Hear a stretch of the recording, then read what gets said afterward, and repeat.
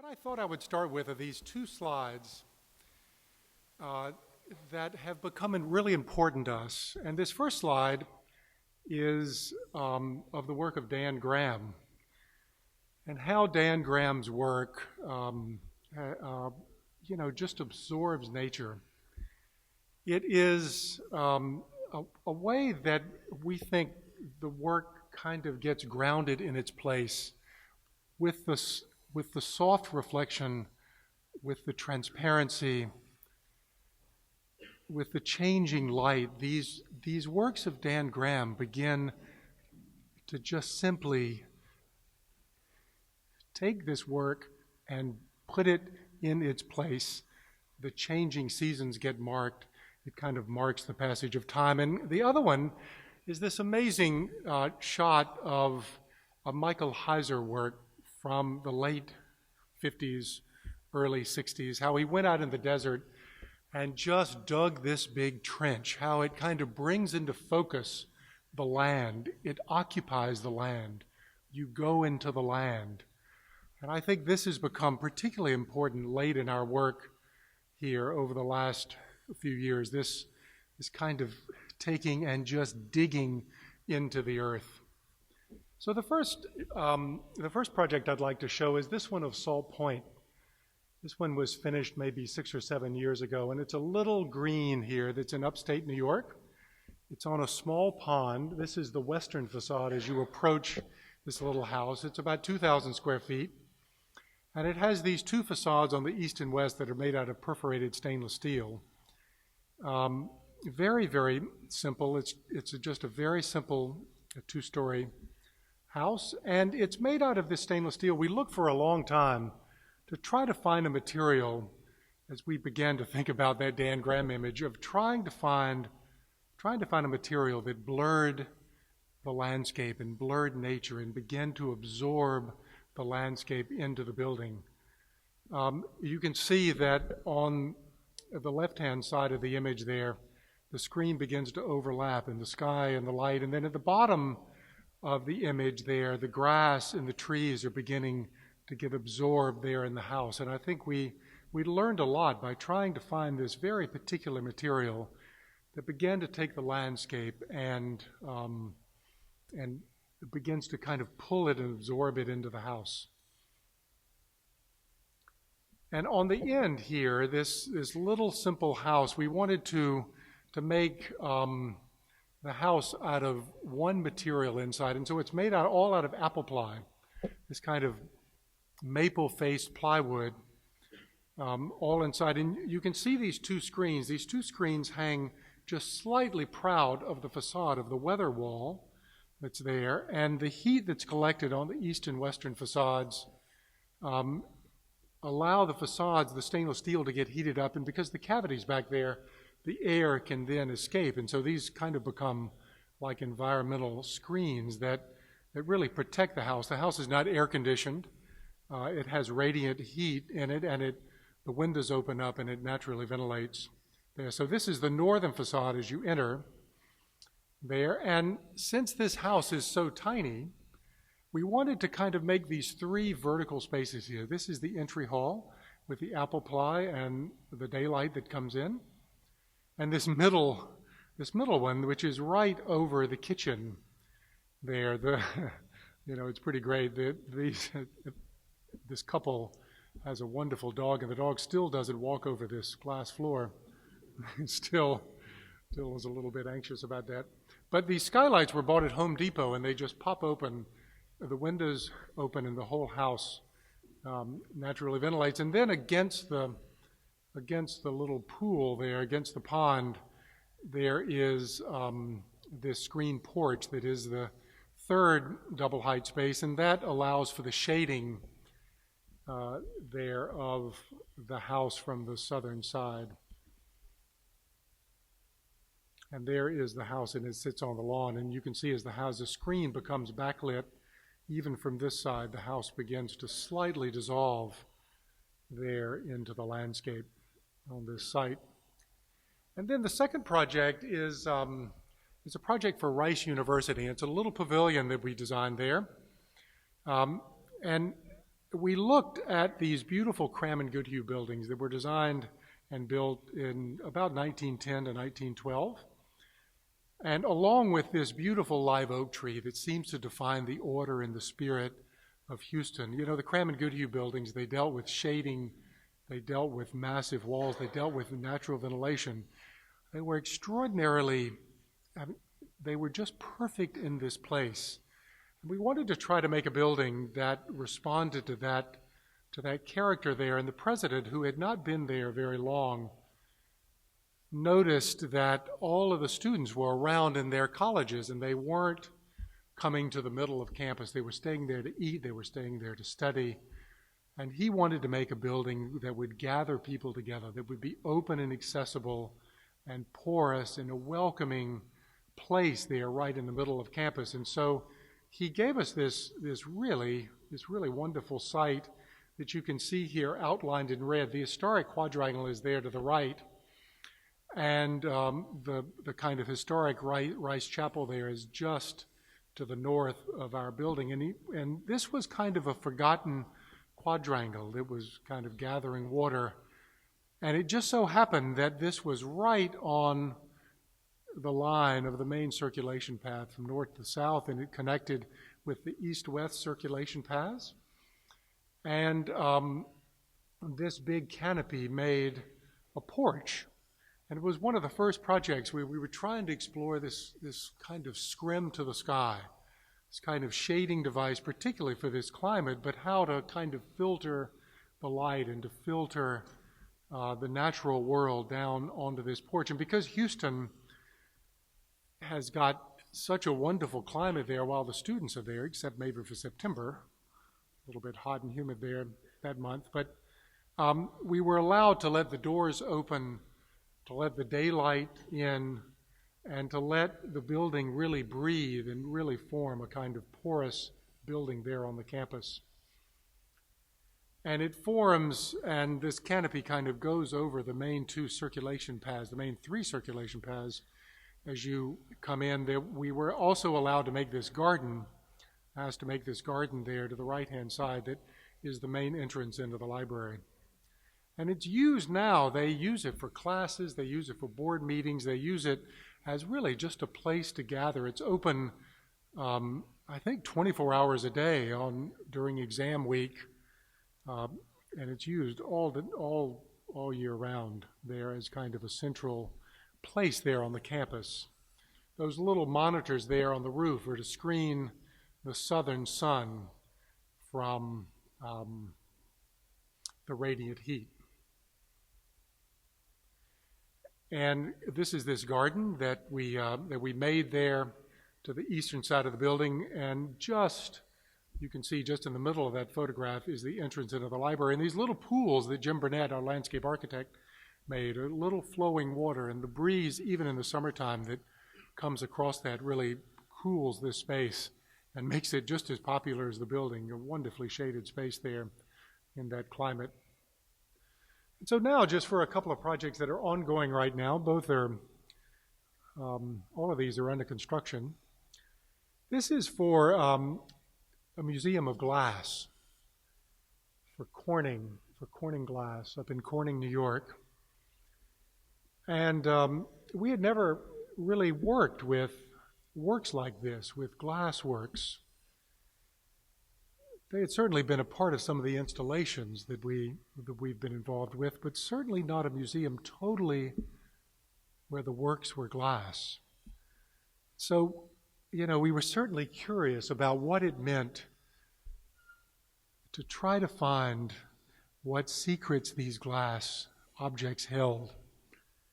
So we started a journey, as usual, with light. We started to try to work with Arup again. They've really been our partners for a long time in working particularly on museum projects here. They had this particular program that allowed for us to put this glass object on a pedestal and to measure the light,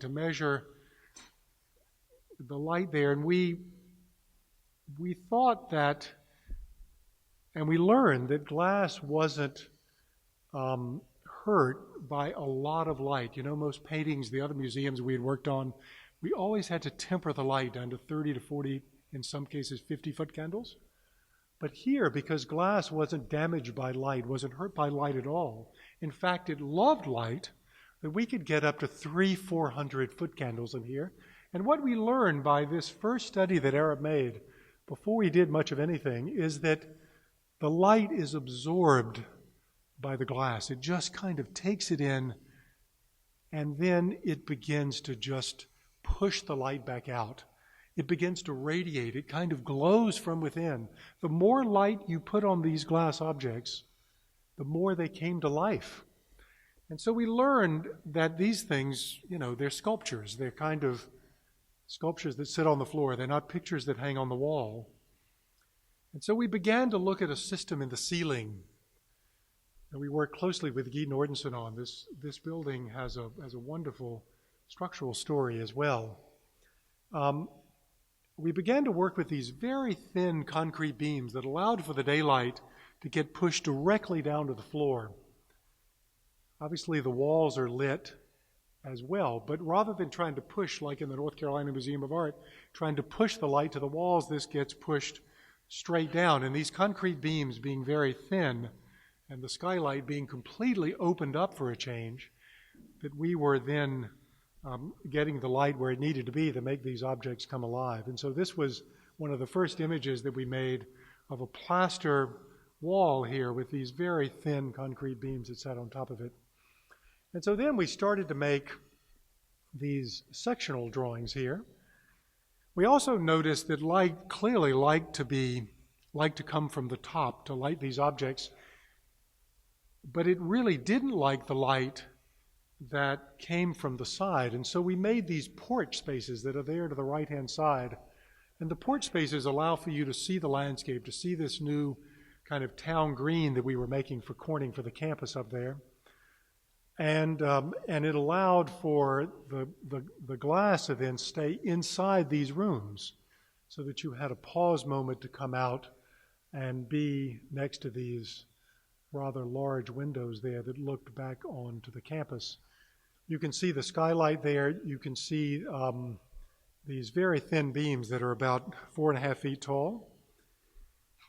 And these walls and the floor are concrete. And so the concrete acts as the stabilizer for the building. So those walls have the air that comes up and throws out.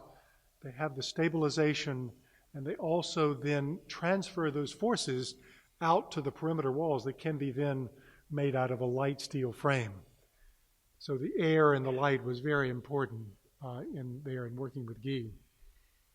And so each one of these spaces then we wanted to make unique, but very, very soft. And so these rooms that you would come into, once you've come off of the porch, would be kind of like walking into a cloud. Very, very soft rooms, so that all of this work could sit on the floor and be in kind of a room without corners, without edges, without a sharpness, so that it's really the works against these kind of white plaster walls over the concrete and the light. Here's another one of the rooms. Every one of the rooms has a particular scale and a particular character to it. There's Ronnie Horn's wonderful pink tun that's in the middle. And then this one slightly smaller room here is a room that is going to be given over to an artist where they will have this room all to themselves. We'll be able to darken this room up on the top, but it has a particular character to it. And then here's one of the spaces out on the porch with the concrete floor and this long window that's there that looks out onto the garden. There, it's a 170-foot long window there that's continuous with the concrete beams up there that continue over onto the porch.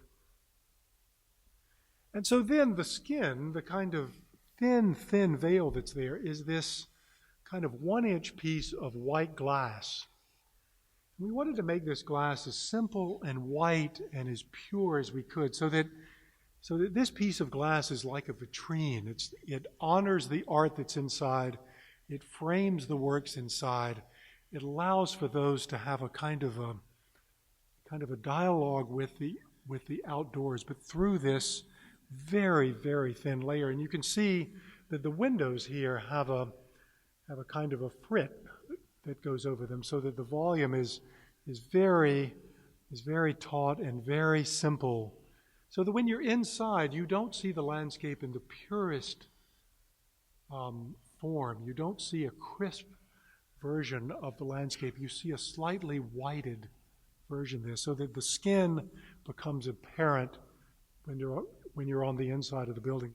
And then as this building sits out on the lawn, there to the left here in the snow, this object kind of sits there, framing the art on the inside. Very, very simple. We were trying to really find that simplicity there.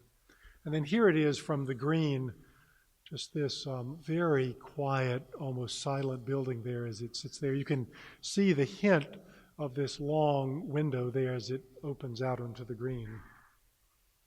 And as you approach the museum, there's, again, Laurie Hawkinson and Henry Smith Miller. It's their building that's there to the left. There, the front entrance. You go from there into our building for contemporary glass. And so now to switch gears a little bit here, this is the Glenstone Museum, a museum for contemporary art. And they have this beautiful rolling site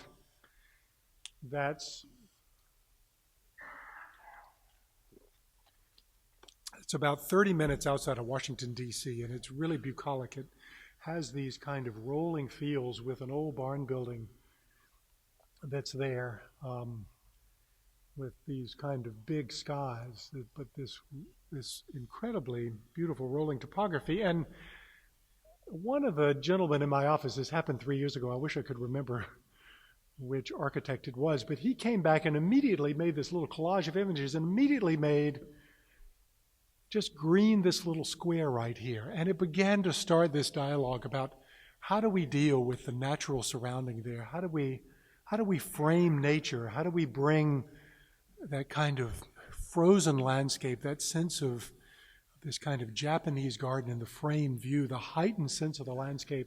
How do we bring that and make that a part of the architecture there? And at the same time, we began to pull images like this, and we pulled hundreds of images. This is one of my favorite. This is out in, I think this is San Diego. This might be La Jolla. How they gave him this room and said, you can do anything in the room. And he just put a hole in the wall. You have to love it. And he framed this tree outside, and he kind of battered some of the edges, and he heightened that sense of the landscape. This is really an extraordinary image that's been very important to us there. And so here, right in the middle of the slide to the top is where you enter the site. Our site is about 200 acres there.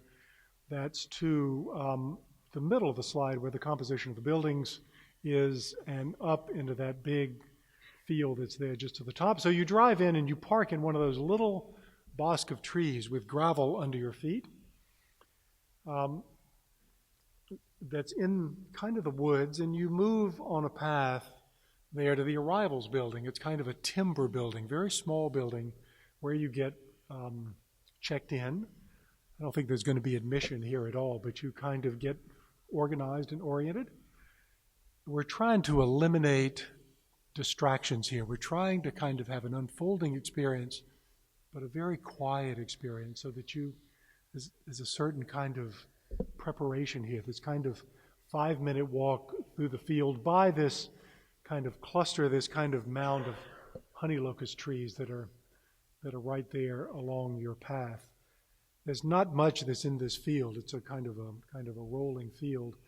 The owner's, my client's son, is a farmer, and actually a cattle farmer. He will have some grazing sheep in this field, which will be quite extraordinary too.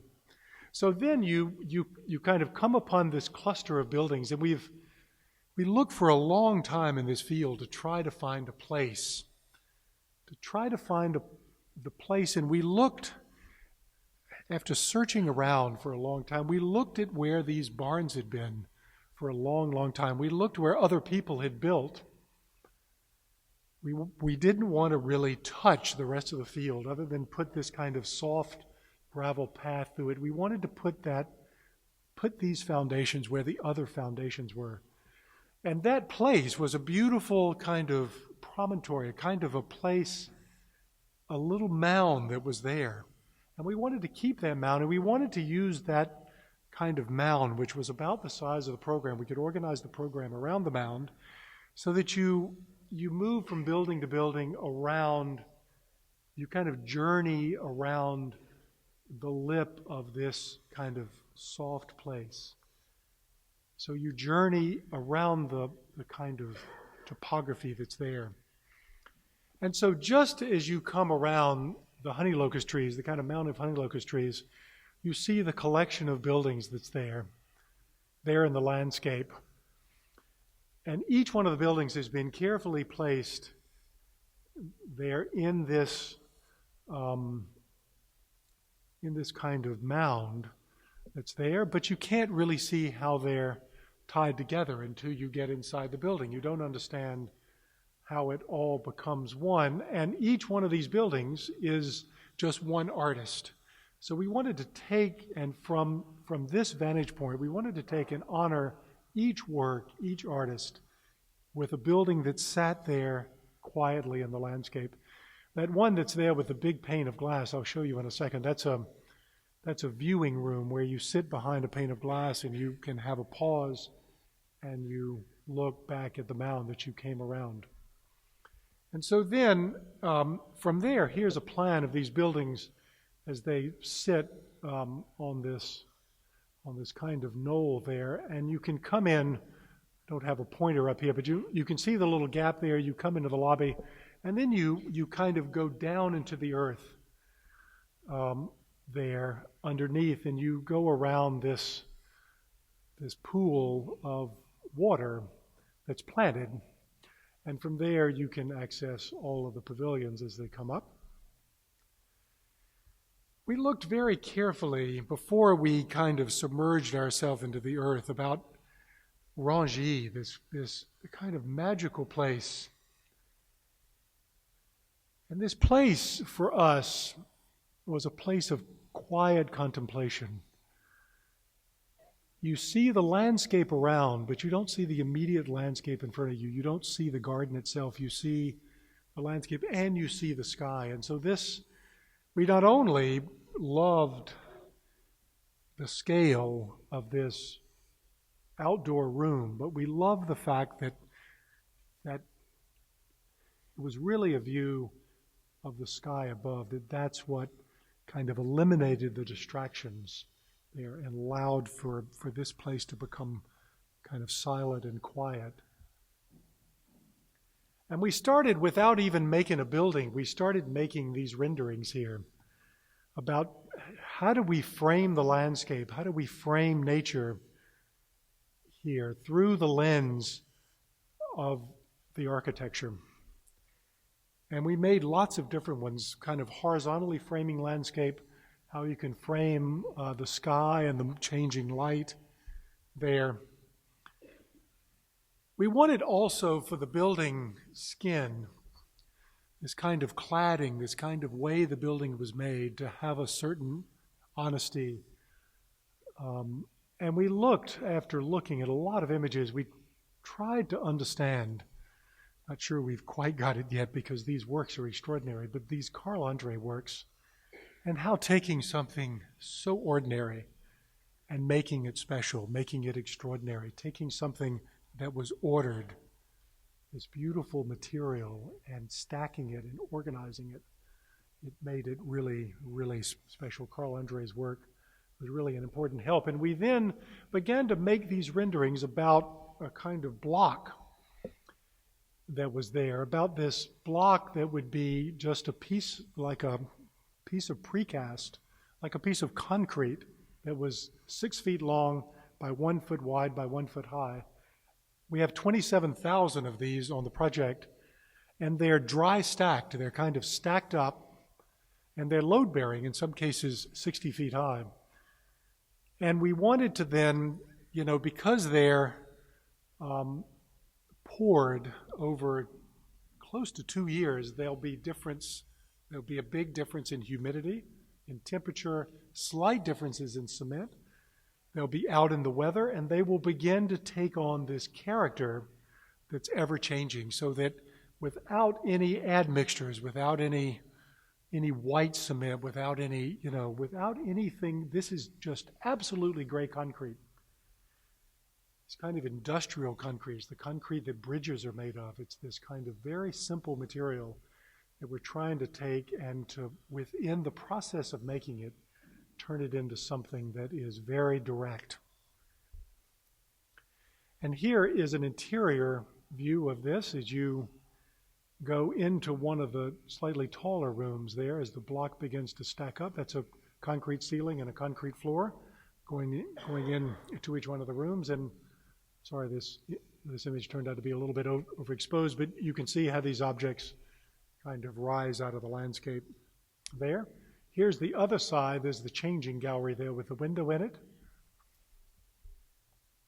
And then from the end, and how these buildings have different characters depending on the character of the work that's inside, depending on the collaboration with the artists that we've had, and depending on the spirit of the composition as we began to sculpt this experience with our clients, the curators, and trying to make this experience a rich experience as you move around the pool. That really kind of determined the ensemble of buildings here.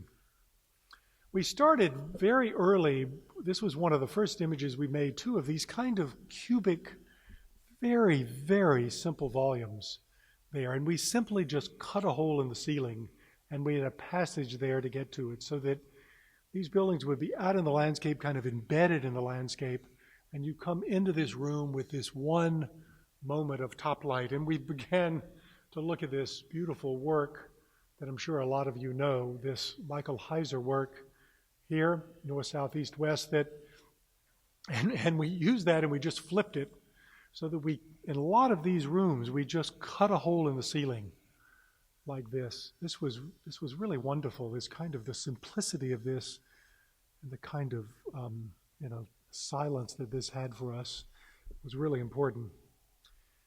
And so then when you would come in these early days when we started to work on this, we started to then have parts of this passage that would come into the landscape. So you could view the landscape and then go back into the rooms. And then later on we started making these. This particular one is quite tall, and it has a concrete oculus that lets the light through. There's a ley light that's at the very top. You never have to turn a light bulb during the day here. All of the galleries are lit here by daylight, and so that it kind of gets the ever-changing light. And we haven't screened it and screened it and screened it, so you'll be able to feel the light. The light in these rooms will act as kind of a compass. The building is right on the north-south axis, so you'll be able to feel in the morning the light different from the afternoon, the change of the seasons, the colors, because we have a very simple ley light system up there that's only filtered for direct sun, so that it lets in a very, very soft glow in these rooms. Each one of these rooms has a passage that you come through to get through it, a little bit like some of those earlier images that we have. And here is just a wider slot that's cut into the top of this ceiling, but equally as deep there in the concrete. Each one of these rooms where the works are is lined in plaster, not in the blocks. And when you get out into the passage, that's where the blocks begin to show up. And then here is this sculptural work that is outdoors that begins to take your journey from the pool out to this room that's open directly to the sky, and then back in. You can see the kind of ensemble in the buildup of these rooms. Of course, because it's contemporary art, it is, these rooms are quite large, kind of gymnasium in scale. And then here's this little small room that's right there that is the viewing room with an enormous piece of glass there, about 7 feet by 28 or 29 feet long. And that looks out onto the field that you came from. There's just one bench in here. And here you come right in the middle of your experience of moving around. And you can have a pause.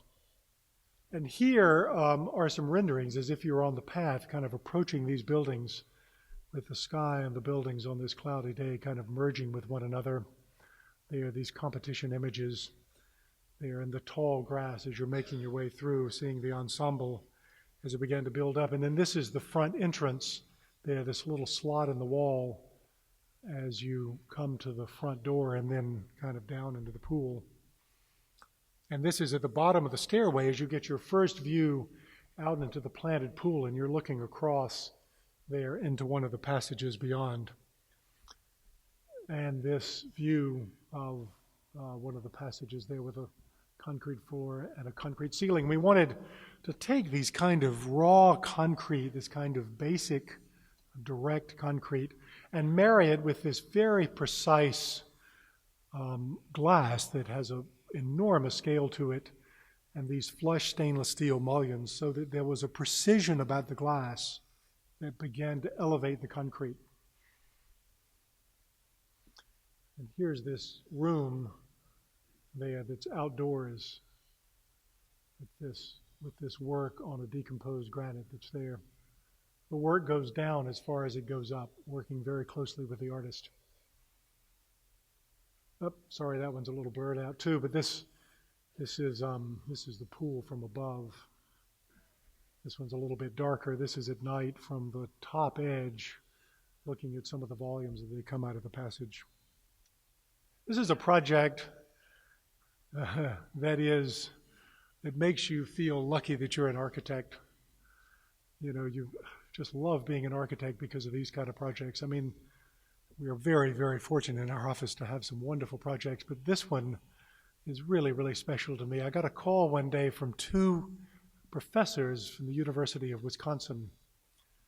They had a little site in Madison, Wisconsin. They're only 27, 28 years old.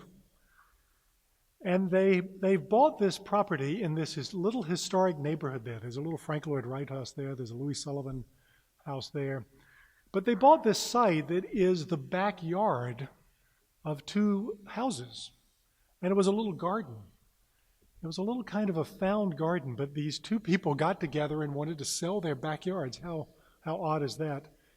And this young couple wanted to build a house for themselves. And so, you know, we went and we looked at the site, and it just so happened, this is how circumstances kind of strange. I'd just come back from UVA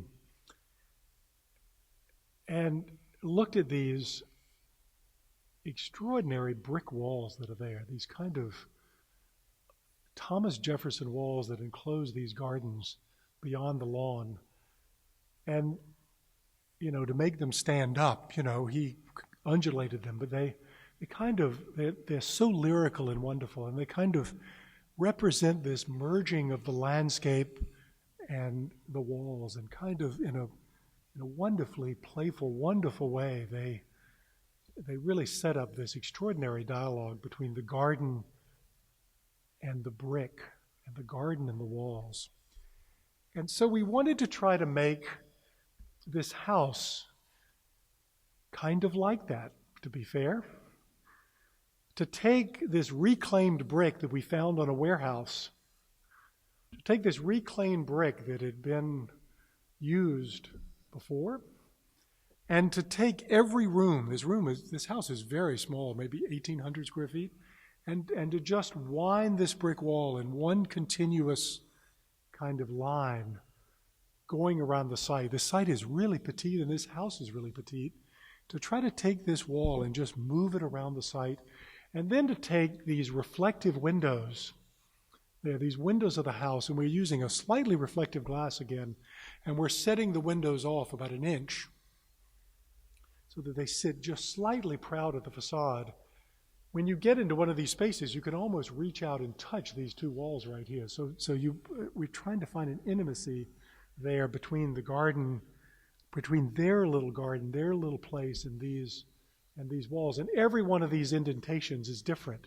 They have a different window, they have a different configuration, but they all kind of make these little places there on the site that kind of dematerialize the site in a way. They kind of push in and define each one of the rooms that are indoors.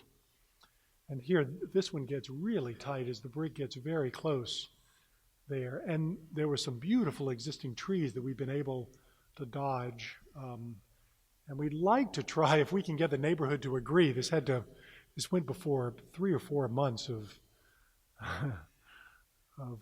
kind of town planning board here. We would like, and I think they would like, to get these kind of tall grasses in there so that there is a kind of a wonderful authenticity to the grass and allow these buildings to kind of rise up out of that. Here's one of the other volumes there as it's rising out. And there's another one. Each one of these is a little bit different there. Just really meanders around this site and amongst the trees. And then there is the plan that you can just barely see up there. And each one of the rooms, the living room is down there to the bottom, the master bedroom's there to the right, the 2 guest rooms are up at the top to the left, and there's a little study there where they work. And each one has a big window, and each one opens up to a little garden. But the interior is just completely whitewashed with these little skylights that allow light to come down in particular places in the house, kind of unexpected places. And these rooms are kind of very petite. These studies, we wanted to try to find a scale, a kind of intimate scale for this couple here. And then it has these windows then that are quite large pieces of glass that you look out and see the landscape there. And here it is under construction. We found this guy after we had to let go one of the contractors. And boy, did we find the right guy. Look at those plywood forms there to the left. You just love it. And just working for this couple has just been an extraordinary experience. It's just one of those kind of great moments in your life. And he's just doing a beautiful job in building it with great, great care. Thank you very much.